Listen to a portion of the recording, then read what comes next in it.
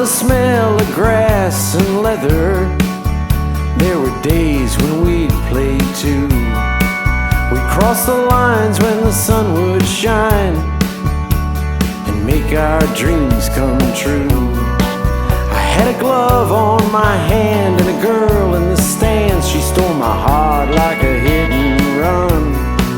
It seems the world was so much simpler back then. We was just out there for fun. I pray for someone to hold your hand,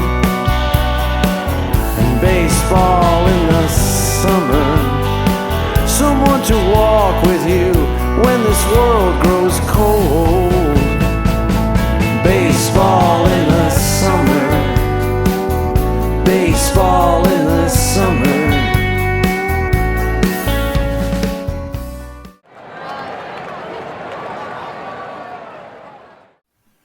Welcome to a Brock Badgercast with Ron Zimmerman, whose fingerprints are all over the early years of this program, and I think is a person that is definitely part of making sure that this program has gone on for 30 years. Ron, let's start with how you're doing today. How are you feeling? I understand you had some surgery. Yes, I had my shoulder replaced back in May, so I'm still recovering from it. But thanks for having me, Mike. It's appreciated.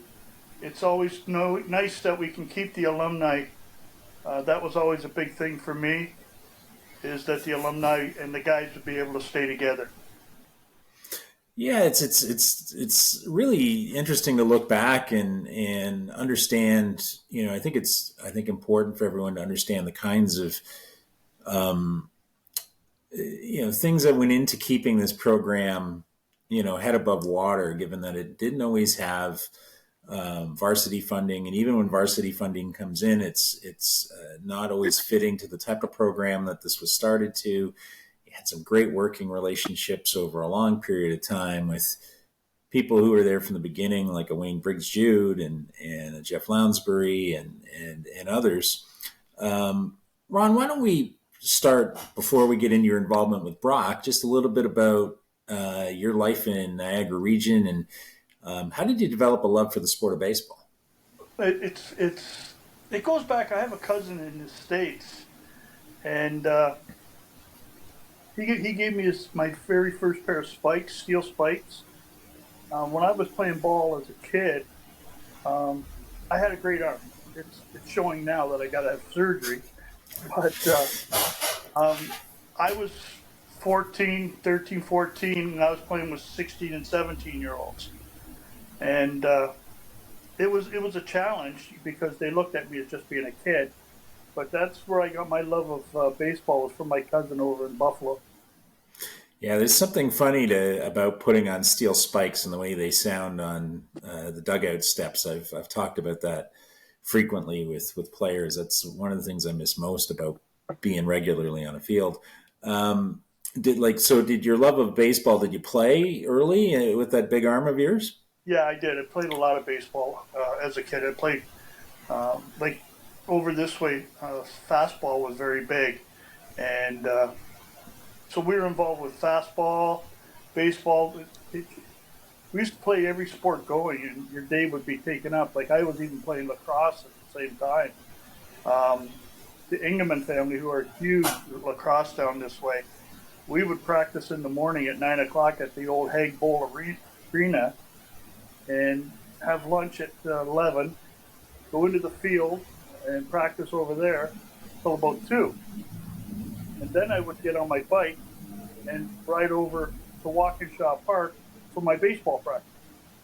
So it was bicycles, was the only way you got around back in those days.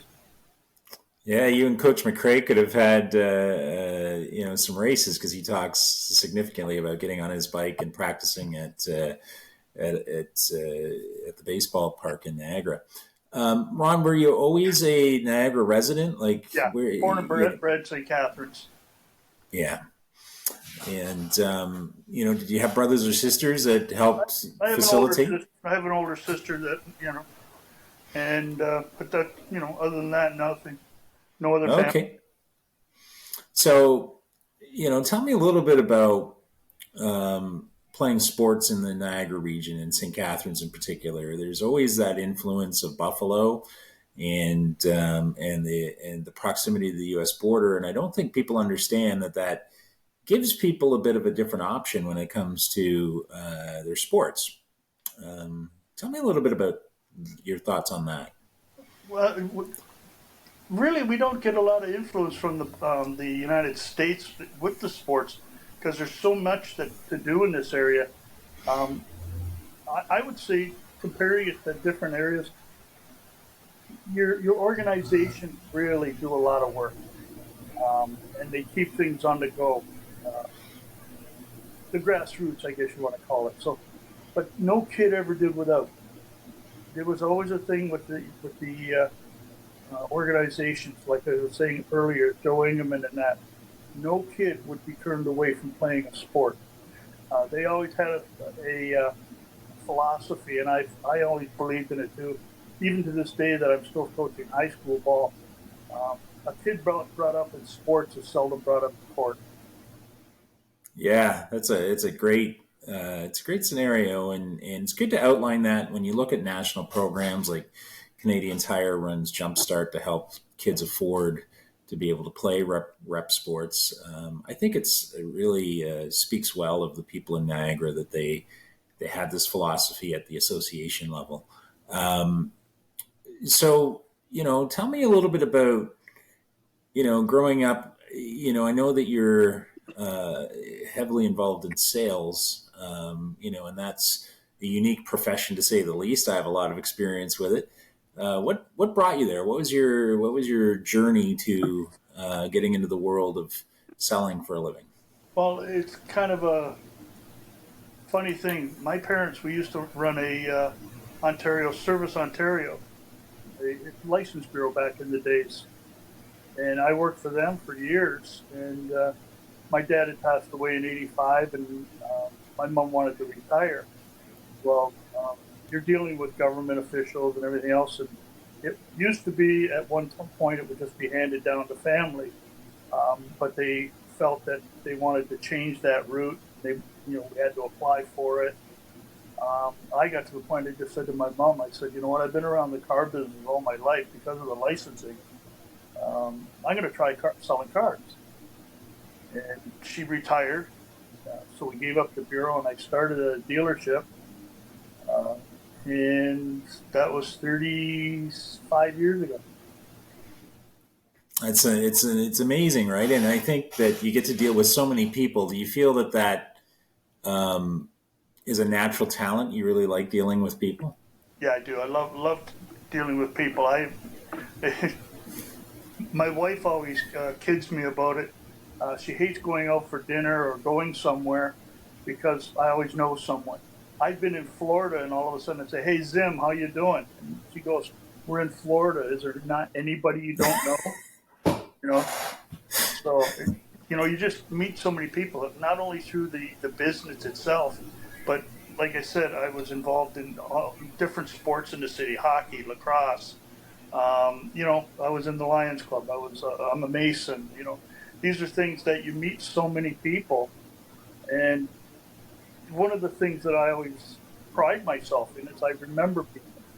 I can remember names, and I guess that's a God-given talent, that I can walk up to someone and see them 20 years later and call them by their first name.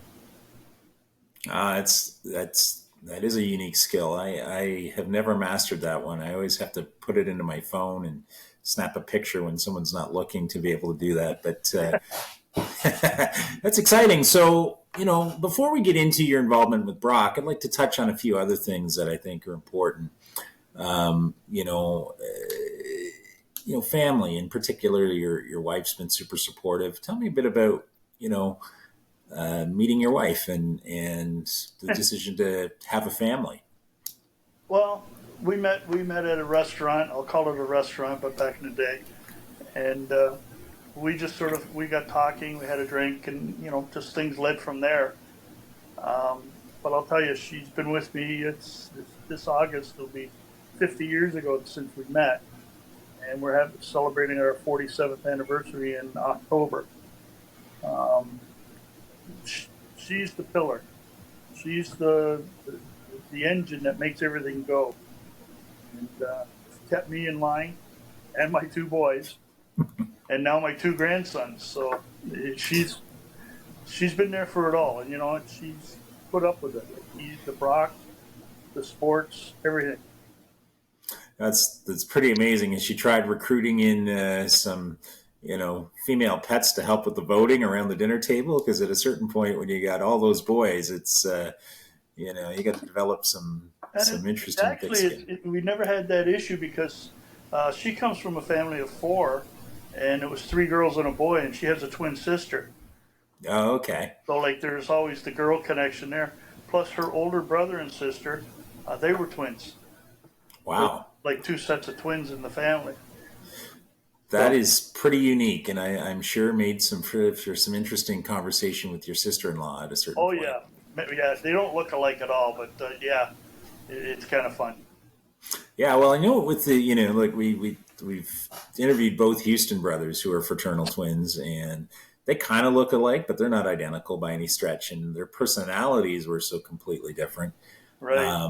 But they always have that connection, and it's really interesting as someone who doesn't have a twin to hear twins speak about each other, because that deep down they've got this kind of special connection. It's pretty interesting. Yeah, for sure. So, Ron, let's start to kind of understand how the road led to Brock University. Because Brock is uniquely positioned, I think, in St. Catharines. People either get it or they don't. What led you to get involved with the Brock baseball program? It's funny because I knew this was going to be one of the questions that you would ask me, and I was just thinking about it. I was sitting in the stands at Mackenzie Field, Thomas Street, and Winbridge, Jude, and we go back a long way. We went to public school together, and we coached Pee Wee team together. So we had a history with baseball and that. And I'm sitting there. We were watching a senior game. Myself and I had taken my son Matt at the time to go because he wanted to see different levels. He was only maybe 13. So we got there. Briggs and air shooting breeze, and Jeff Lonsbury happened to walk by. And he's got all these papers and everything else. So Briggsy called him up. Wayne, come on up. So he introduces me to him and that. And we got talking and everything else. And he knew that I coached with Wayne, so he knew that I had a background. And he's complaining, as Jeff always does. He's complaining about the paperwork, and not only do I have to worry about the baseball team, I got to worry about the fundraising. I got to do this, I got to do that. Wayne turns, shot him. He says, "Ron's good at that. He knows a lot of people. Maybe he can help." So Jeff says, "Would you be interested?" I said, "Let's sit down and we'll talk." So that's really how it became the time to go with Brock. Jeff and I sat down. We wrote up a contract. The contract could only be terminated on a mutual agreement of the two parties, meaning Jeff would agree that I could leave or I could get whatever the situation would be. And any monies that were brought in, I was to make 10%. So there was a little bit of incentive for me to get out there and do it. So to this day, I'm still waiting to see my 10%. And what I would say is having some knowledge of the university, and I'll put, I don't want to get myself into too much hot water because I'm still dealing with them, but we'll air this after it's all done. The way that the university fundraising department works and the amount of red tape that generally goes with these kinds of things, that would have been a difficult thing because they would have. Well, back then, when I first started up, they had a do not talk list. In other words, there was people that we could not even go and say hello to because Brock had them as sponsors. And so that was where I wanted to see the list. They wouldn't let us see the list. So I said, okay, fine. So God bless them. Bob Davis said, "Ron, do what you got to do, and I'll deal with it from there." I said, "That sounds great, Bob." I said, because he knew that we needed to make the money. And he Yeah. knew that I knew a lot of people and that I was going to get stuff in there. If we could make an arrangement that the school would get X, we would get X, that's going to help us all. So that's, thanks to Bob Davis, him and I, many a meeting to get money across. Yeah, it's a difficult setup. And I've dealt with it multiple times because the fundraising department has a database that they work off of, and they put everyone in their sister in there, even if they're not Even if they haven't given a dollar. correct. So, that no fly list is a lot of times when you seed it like you would have been doing. I've done the same where I've said, here's a list of people I want to talk to. It's amazing how that goes into a like ether and then comes back and they just say, you can't speak to this person, even though I Yes. know them personally, and they haven't donated to the university in years or are not planning to, right? It's a unique situation. And I think eventually the school will have to move away from things like Razor's Edge, which are typical fundraising software, and have more, manage this more like you would at a car dealership level or at another business where you have an active pipeline of people that you have conversations with and you're reporting on those conversations. Right. Everything else is fair game because it's dead, from that perspective. Very interesting. So you got to work with a couple of, our Hall of Fame, I like to call them hybrid players, but tell me about your relationship with Jesse Dixon. Jess and I got we worked together a lot at the beginning because Jeff, he was the team liaison, and obviously with where I was going, he would, anything I needed, I would go through Jess, and he would go to the school and we would do it. They always had the go between, which was really good to do.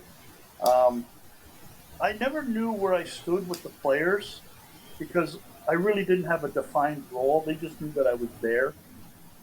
One of the things I said to Jeff when I took that part on of doing I called myself the general. They called me the general manager, the GM, and I said no, it just means get money. It didn't mean general manager. So we went to Kentville for the Nationals, and if you remember, we had those powder blue jackets, rocked across the front and everything else. And as we were getting on the bus, which is another story, Jeff walked up to me and handed me a jacket. I said, "What's this?" He said, "You're part of the team." And it really, I still get chills to this day. Showed a lot of class, but it wasn't just that. There was a bunch of guys in the background. Nish, Caruso, Fabio Del Rio. They were all standing there looking, and they're all nodding their head, and I really appreciated that. Yeah, you can't teach character, and I will say this: Jesse Dixon has a lot of it. That's why he's heading up an academic department. We always got together really good was because his dad was a salesman, car salesman. Yeah, he sure was. And so you're interacting in kind of a unique way with the team. So you have some exposure to what they're like on the field a little bit. You're working with Coach Lounsbury, Coach Briggs-Jude, Coach LePage, all these people who are there from the beginning. Did you have any exposure to Daryl Kemp at that point, or had Daryl left the program? Daryl had already left the program when I came across, but I knew Doc through minor baseball with Andy DeForest, because we would do a lot of stuff with the Blue Jays, the hit, run. Yeah. Well, that's how Andrew Tinish really got started with it, was doing the hit, run, and throw, which Honda did, which was sponsored by the Blue Jays. And Daryl would come out to a lot of the clinics and things like that. And that's how I got to meet Daryl. Yeah, it's interesting. I still think that Coach McRae and Coach Kemp and, Coach Lounsbury, a lot of people that have laid groundwork that's still in place with Brock, and you would hope that it shines through despite the changes in OUA baseball a little bit. Look at the American teams got a little reluctant coming over and losing to Canadian teams at a certain point. They're under budget stress too. COVID hurt that. Yeah, there's a lot of things that have seen it under some challenge, but I think there's a good case for it to revive and get back to kind of what it was when it was first launched, which was this fairly good alternative to going to the United States to play. Ron, how did you find the business community in St. Catharines responded to supporting a baseball team? It was actually funny, but it was actually very easy to get them to come on board because when I took over doing this with Jeff, the Stompers had just left the city. So there was a void for a lot of these sponsors that were baseball people. They enjoyed baseball. For me to walk in and say, look, I know they've gone, but here's the next best thing. These kids here are the same as what you were paying big dollars for sponsorship. Now you're going to be able to sponsor at the university level and be able to be seen through that. And I said, this university at the time, this was 1997. I said, it's getting bigger up there. I said, eventually one day to this day, I don't know how I remember it. I said, they're going to be bigger than General Motors for people that are being hired.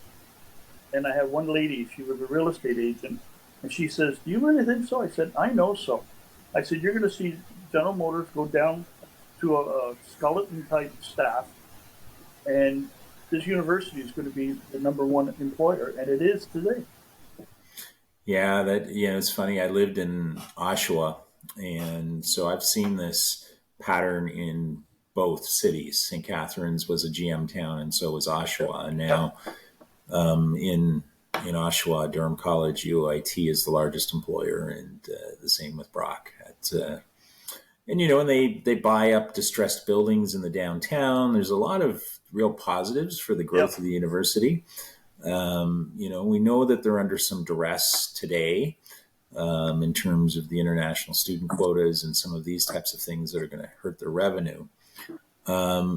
Interestingly enough, I think one of the factors that could help with these schools are things like a baseball program where we have the ability to recruit in kids from Japan or kids from Mexico, kids from the United States. We had an American on the first team that was playing, Scott Juziak. So, I would hope that eventually they'll open up their mind to the fact that it's a good recruiting tool, especially for a school that doesn't have a football program. And it was probably helped you out quite a bit that there was no big beast like football in the city. And we didn't even have junior A hockey back then. There was nothing here. We had a void of any top tier sports. The big things up at Brock was the basketball team at the time. They were very much in the forefront of sports and the wrestling. And, so the school was sort of being looked at a lot more. And now that we walk in and we say, look, we've got a baseball program. And they go, we got baseball in Canada? That would be the first thing that they would say. And we were getting a lot of kids that were good ball players going south and then coming back. And the main reason on that is parents, when they say, hey, my son got a scholarship. Well, how much did it pay? Well, it's a half. I said, right. So you got maybe $20,000. But it cost you $100,000 for your kid to go to state school in the States. I said, that $12,000 that you're getting from them, that's your 4 years at Brock, and the kid doesn't go away, and he still gets looked at. We were able to show people. Jamal Joseph, he went pro. We had a few other guys that were looked at. So Andrew Tinnish, it's all there. I said, you're going to get looked at. If you're looking at your son to be a pro, don't. Look at getting a good education. The big difference between Canadian and U.S. program. In the States, you're an athlete that happens to go to school. In Canada, you're a student that happens to play a sport. And that's what you have to realize is which one's going to get you further along in life. And that's where it helped Jeff to be able to do recruiting. We would get a lot of these kids at the JUCO and that type of thing to be able to come here because they saw we had a great program. Very much like an American program. Here's an interesting question for you because it's always been of interest. Maybe it's just interesting to me, but I would assume I had this discussion with Wayne Briggs too. One of the things that's really interesting is there's not a lot of local St. Catharines and Niagara players who end up playing at Brock. And it should be a higher percentage, actually, if you think about it. Because when you look at the, at the U of T teams, or you look at the Western teams, they have a lot of homegrown talent. Homegrown talent's been a bit tough for the area to produce. Why do you think that is? Well, like I could start naming off kids that played for us at Brock. You got Eric DeBoer, you got Ryan Villers, you got Ricky Ferry. There was a lot of kids that played for Brock. But the biggest thing was kids from the area here, they all have jobs. So when it comes down to it, mom and dad can't really afford a lot of school. You want extras, you got to work. Now, instead of me playing baseball or whatever, I got a job. So a lot of the better ball players didn't come out because they had too much on the outside that they had to worry about. I think that's the main reason. Yeah, Coach McRae said the same thing. There was so many people working in in Niagara would be tied to the tourism industry, or exactly restaurants, everything else. So a lot of the kids that at that time, they all had jobs that were local that I know of. So a lot of these kids, if they were really good ball players, and again, like I say, the Ryan Villers and those type of people, they made the time to be able to play ball. They would talk to their bosses, and they would make sure that they were at the practices and games. So, Zim, that brings me to what was the feeling like winning a national championship finally after coming close for the first 3 years of the program? Tell me what that was like. The trip, or do you want to know about the winning? Well, let's start with the trip, because the trip is just an adventure and a half, right? I don't know if anybody else. I've watched most of your podcasts, but I can't remember if anybody mentioned it. We didn't have a lot of money. The school gave us very bare minimum, so we had a bus to go to Kentville, Nova Scotia, with no washroom on it. Oh, God. Okay. So every 5 to 6 hours, we stopped to do a pee break or whatever, and do the Dirty Bird if you were hungry, because almost every place we stopped at had a KFC. So that was going down. We would put the longest movie on that you could watch. What's the one, Braveheart? I think that's like a 4-hour movie. So, guys could fall asleep and everything else, but it was cold. It was, there was just not enough heat in one of those buses. It was a shuttle type bus more than anything else. But we made it there. So we got there. Coming home is a different story. The bus broke down 4 times. A 24-hour trip lasted 36. Oh, God. And, yeah, so we had a lot of fun with that. But it's from the game standpoint, focus. That's the only word I can say. Is these kids, when they got down there, they had one thing in mind. They knew what had happened in the past, and they said, we're here for one thing and one thing only, and it's to walk back home to the championship. And they did. Yeah, it's and I think he probably took a lot of pride in seeing, especially those older players who'd been with the program since the beginning. Yep. Finally get over that hump, because it was tough. I mean, people, I think, the perspective of having played in 95, we thought we were going to kill everybody in Canada. And the reality is sometimes you did. You came up against a George Brown or a Guelph, you'd throttle them. But we quickly realized that at the top end, these other teams also had really good players, like the Laval team or the. Oh, they were always there. Patrice LeBlanc, I'll never forget him. Doctor. Well, that's those grad schools. Because there were no eligibility caps on the players. McMaster had Scott Hughes, who played between Mac and U of T, played for 10 years. Jack Callahan. So Brock's not a graduate school, particularly at that time was not. So your players were done in 4-year cycles or 3-year cycles. And, like McGill had 26, 27-year-old men playing against 19-year-olds. Yep. And, sometimes that was tough. But tell me about the development of the sport in Canada. Did you feel like everything improved during your time with the program? Like the other teams got better? Explain to me why you think Brock's maybe not as dominant as it used to be as a team. Options. There's a lot of options for kids where to go to play sports now. OCAA, they didn't have that much. Durham, I think, was the only school that had a team, and they would play exhibitions with us at the time. But now you see the OCAA, they've got, like, I think 12 schools that are involved. You've got, like you say, the OUA. A lot of these kids they're good. They're going down east and playing in the Atlantic Conference. Some going out west. Like they've got a division out there, and there's a difference too. It's because we play a fall schedule, makes it a little bit difficult to get a little bit more of a profile. Like when we're just starting, everybody else is ending. Yeah, and it, as much as there's some charm to it. It's not a lot of fun playing playoff baseball when it's snowing out. Like it's. I know that. That's for sure. Like many a time. That's for sure. So Ron, tell me, you had a lot of interaction with the coaches and the administrators and certain members of the team. Are there people that stand out from your time with Brock as unusual characters, or some people that you really have? Some crazy stories about, because there are different ones that my generation of Brock Badger are not going to know. Well, one of the things, like when Jeff and I first got together, I said to him, Jeff, I'll do this and I'll keep doing it as long as I'm here. But I said, ultimately, I want to be on the field. I want to be a coach.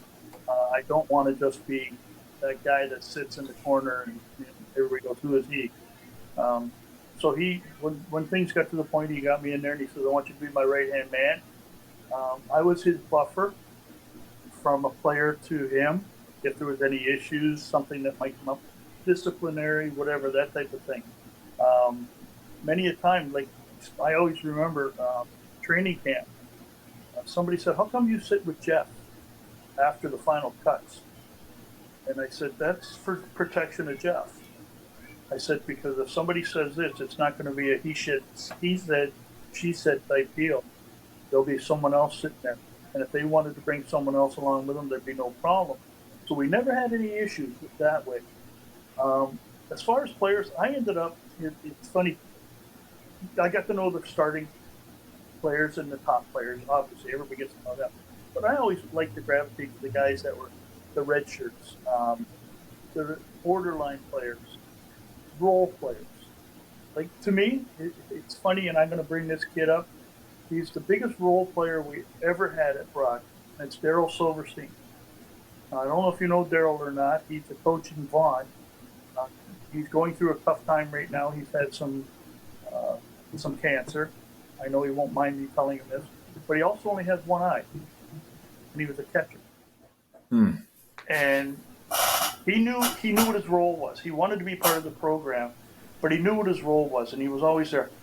And if you even ask Briggsy to this day, if you remember the the bullpens, well, the catcher's back was to the dugout. Excuse me. And if a ball got passed, next thing you'd hear Briggsy going, Daryl, starting yelling. Because it wouldn't even matter if it was Daryl. I remember the one time he did it, and Daryl says, what, coach? And he was sitting on the bench. But Daryl was the epitome of what a Brock Badger would be. He was there. He knew what he needed to do. If you asked him to do something, he did it. He got into non-conference games. But I'll tell you, he was the most dedicated kid that I ever saw at that school for the team. Yeah, it's very reminiscent of a very early podcast I did with Matt King, who was the third string catcher, who only got 10 at-bats all year. And any member of that team would have went through a wall for that guy, because he did all the grunt work. And he tells a pretty funny story of Coach McRae making him bunt with one of those 10 at bats. But Matt got it down, and Coach McRae went and talked him up in front of all the players in the dugout, which, I think anyone who plays a game is going to always respect a person that puts in the work ethic. Ron, a really good question before we start talking about what you're doing today and your time since, in what ended up being the end of your Brock experience. What do you think being a Brock baseball Badger should mean to people? Ooh, that's a good one. It's like anything else. It's a season of your life. Then you have to go with that. Being a Badger is just learning what your life skills are going to be more than baseball skills. You're always put on not on a pedestal. I don't know if there's that word, but you're expected to be at this level, not only in the playing, but in your own personal growth. You always got to keep that level. And they come out of there, they come in as, like you say, they come in as boys and they go out as men. And with Brock, that's what they want to be. They're pillars of the community. Now, you look around and you've talked to how many people, you look at what some of these guys have done with their lives, it's just amazing. Yeah, you learn some pretty good lessons in that dugout. It's a little bit like going off to combat together. And I don't want to minimize people who go to war together. That's a different circumstance. But what I would say is you baseball is the perfect sport for getting to know your teammates in depth, especially as a pitcher. Like I was so surly my one day, no one talked to me when I pitched, but the other 4 days I was pretty good. So I got to learn a lot about these people. If you were like that, if you remember, we had Stefan Strecker. Yep. And Steph, you leave him alone.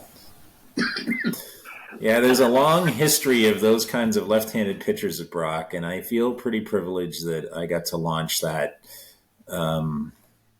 archetype a little bit, because Greg Arbor's another one. There's some others that Del Rio was a different kind of a cat, more composed and affable, but these pseudo bully types on the mound are kind of fun.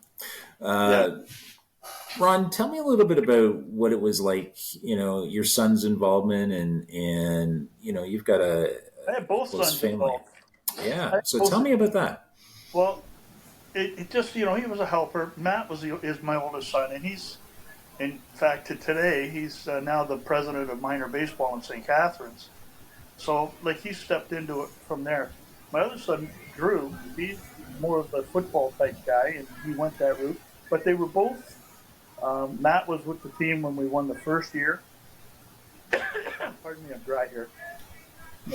And the second year that we won it back to back, Drew was the bat boy that year. So that was kind of neat. That back to back year was the one. I don't know if you've heard the story about the big K. No. The second year championships in St. Catharines. Well, we had played over at Mackenzie Field and won, and we knew we had to come over to it's called George Taylor Field now, community. So we get there. Now, you've been at the field. We have our dugout, which goes into the dressing room. McMaster was in our dugout. So they had just played prior to us.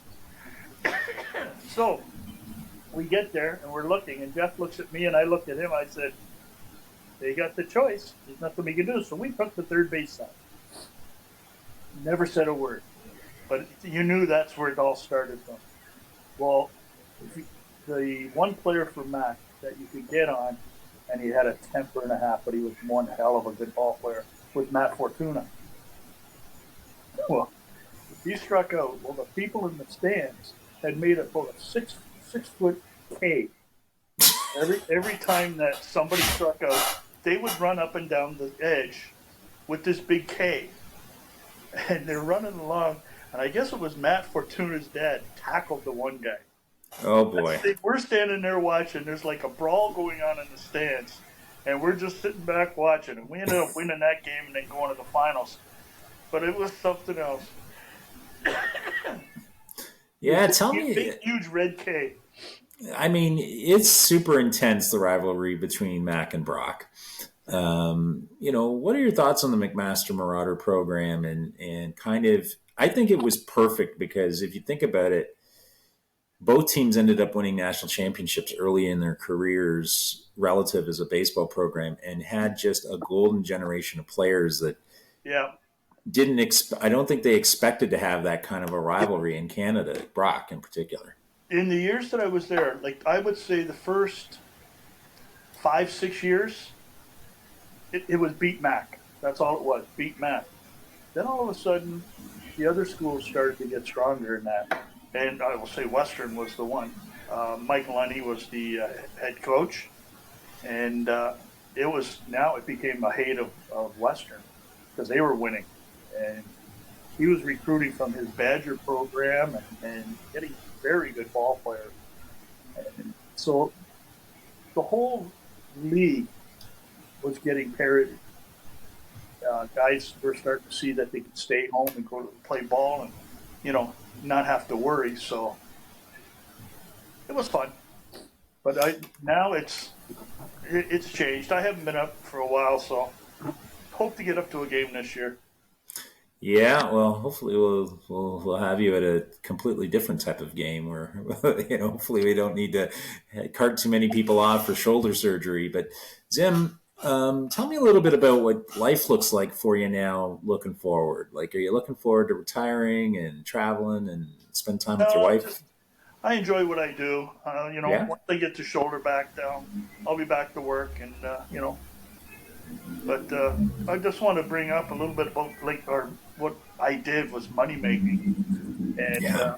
I've already touched on how much my wife did. But I'll tell you, we had the concession stand that we had arranged with the city to be able to use it, and we used to sell them. We call them Badger dogs, and we had a skillet with an electric skillet. We had an electric wok that we would do fried onions. And on any given night, we would make $500-$600. And between her, me, and Briggsy, we would stock that thing with fruit. We had somebody donated us a refrigerator. And for years, people, even now, if you talk to some of the older parents of that period of time, that's all they talk about is that they could sit in the stands and all they could smell was the fried onion. And we would go crazy on it. And, Lorna took it upon herself to do that. She recruited her twin sister and a couple of her girlfriends, and they would come and they would just shoot the breeze and visit with each other at every home game. She says, I've been at every home game, never seen it play.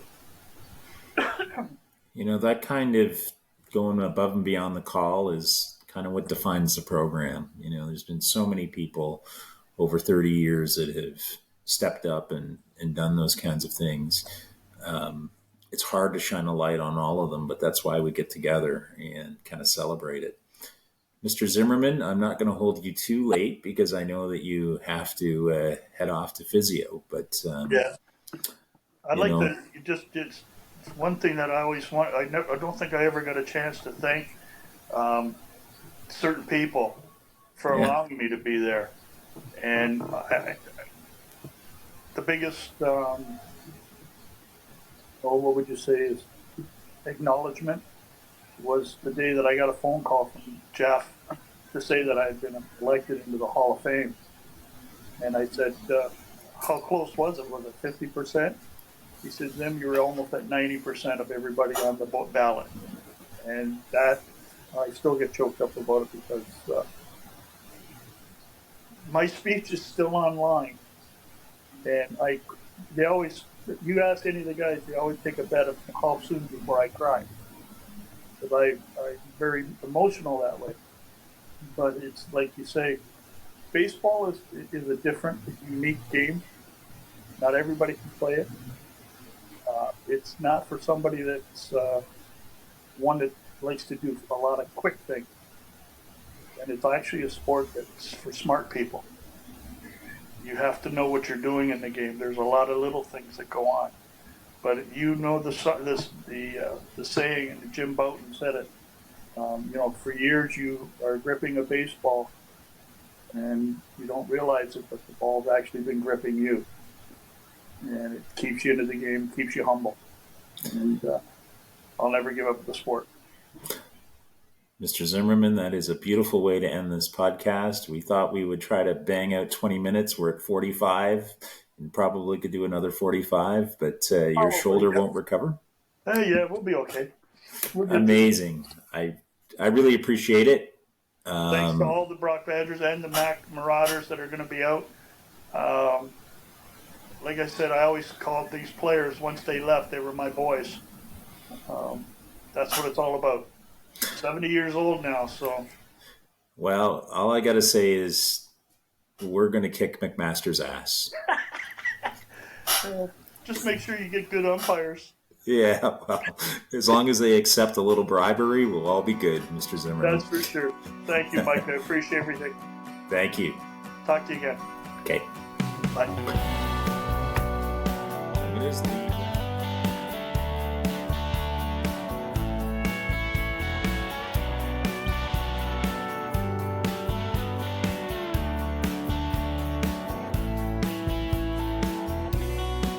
Well, the smell